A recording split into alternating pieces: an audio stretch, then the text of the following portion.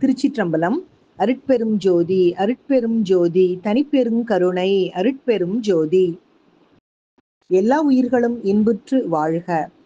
ஒரு கிராமத்தில் நெசவாளி ஒருவன் இருந்தான். அவன் மிகவும் தர்ம சிந்தை உள்ளவன். அவனை அனைவரும் நம்பினர், நேசித்தனர். அவன் சந்தைக்கு போய் துணி விற்பான். வாங்குபவர் விலை கேட்டால், ராமரின் திருவுளப்படி நூலின் விலை 1 ரூபாய், ராமரின் திருவுளப்படி வேலை கூலி 4 அணா, ராமரின் திருவுளப்படி லாபம் 2 அணா, துணியின் விலை ராமரின் திருவுளப்படி 1 ரூபாய் 6 அணா என்று பதில் சொல்வான்.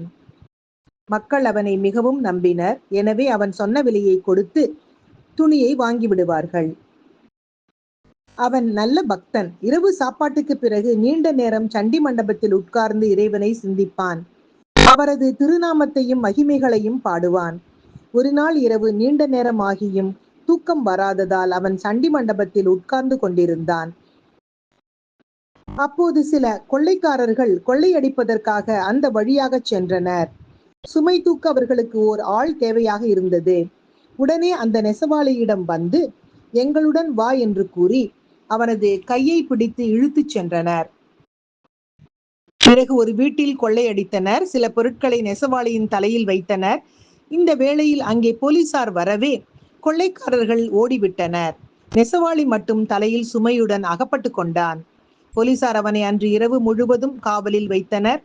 மறுநாள் நீதிபதியின் முன்பு விசாரணை நடந்தது. செய்தி தெரிந்ததும் கிராமவாசிகள் அனைவரும் அங்கே வந்தனர்.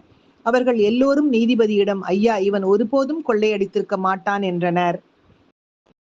உடனே நீதிபதி நெசவாளியிடம், என்னப்பா, என்ன நடந்தது, சொல் என்று கேட்டார். நெசவாளி பின்வருமாறு கூறினான். ஐயா, ராமரின் திருவுளப்படி இரவு சோறு சாப்பிட்டேன். பிறகு ராமரின் திருவுளப்படி சண்டி மண்டபத்தில் உட்கார்ந்திருந்தேன். ராமரின் திருவுளப்படி இரவு வெகு நேரம் ஆகியது. ராமரின் திருவுளப்படி அவரை சிந்தித்துக் கொண்டிருந்தேன். அவரது திருநாமத்தையும் மகிமைகளையும் பாடிக்கொண்டிருந்தேன். அந்த வேளையில் ராமரின் திருவுளப்படி கொள்ளை கூட்டத்தார் அந்த வழியே சென்றார்கள். ராமரின் திருவுளப்படி என்னை பிடித்து இழுத்து கொண்டு போனார்கள். ராமரின் திருவுளப்படி அவர்கள் ஒரு வீட்டில் கொள்ளையடித்தார்கள். ராமரின் திருவுளப்படி என்னுடைய தலையில் சுமையை ஏற்றினார்கள். அந்த நேரத்தில் ராமரின் திருவுளப்படி போலீசார் வந்தனர். ராமரின் திருவுளப்படி நான் பிடிபட்டேன். ராமரின் திருவுளப்படி போலீசார் என்னை காவலில் வைத்தனர். இன்று காலை ராமரின் திருவுளப்படி என்னை உங்கள் முன்னால் கொண்டு வந்துள்ளனர். ஆள் இவ்வளவு நல்லவனாக இருப்பதை கண்ட நீதிபதி அவனை விடுதலை செய்யும்படி உத்தரவிட்டார். நெசவாளி வழியில்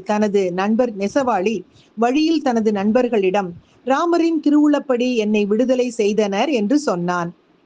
இந்த அருமையான ராமகிருஷ்ண பரமஹம்சர் அவர்களின் கதையாகிய இதை இன்றைய சிந்தனையாக்கி, குடும்பத்தில் வாழ்வது, சந்நியாசி ஆவது எல்லாமே ராமரின் திருவுள்ளம். ஆகவே அவர் மேல் பாரத்தை போட்டுவிட்டு குடும்ப கடமைகளை செய்யும் பொழுது நிம்மதியாக வாழ முடியும் என்பதனை மகிழ்வோடு சொல்லி இனிய காலை வணக்கம் சொல்வது அழகம்மை சுவாமிநாதன். Happy morning.